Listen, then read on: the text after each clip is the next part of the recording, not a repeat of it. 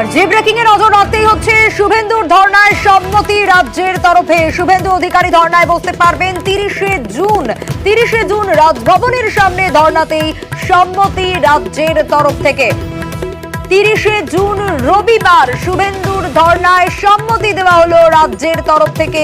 সকাল 10টা থেকে দুপুর 2টো পর্যন্ত শুভেন্দু অধিকারী ধর্নায় বসতে পারবেন। এই ধর্না মামলা নিয়ে কিন্তু আমরা দেখছিলাম এর আগেও নানা বক্তব্য উঠে এসেছে এবং সম্মতি রাজ্যের তরফ থেকে 30শে জুন রাজভবনের সামনে ধর্নায় সম্মতি। আরো বিস্তারিত অর্ণবের কাছ থেকে জানবো।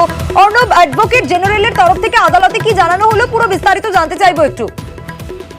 রাজ্যের অ্যাডভোকেট জেনারেল কিশোর দত্ত তিনি বিচারপতি অমৃতা সিনহাকে জানান, শুভেন্দু অধিকারী যে ধর্ণা করতে চেয়ে কলকাতা পুলিশের কাছে আবেদন করেছিলেন সবকিছু মাথায় রেখে কলকাতা পুলিশ এবং রাজ্যের তরফে তিনি এই অবস্থান জানাচ্ছেন।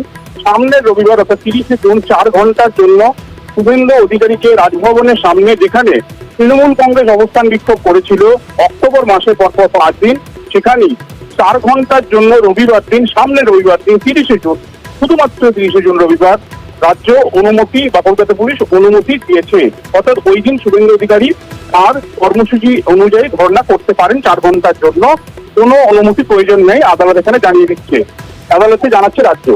এক্ষেত্রে এই দিকে আসার পরই সঙ্গে সঙ্গে শুভেন্দু অধিকারীর আইনজীবী ইল্লাবল ভট্টাচার্য তিনি জানান, যেহেতু 30শে জুন পূর্ব নির্ধারিত কর্মসূচি রয়েছে শুভেন্দু অধিকারী, কারণ প্রতি মাসের 30 তারিখ মন কি বাত অনুষ্ঠানে প্রধানমন্ত্রী সেখানে বক্তব্য রাখেন এবং সেই অনুষ্ঠান কর্মসূচিতে থাকেন শুভেন্দু অধিকারী।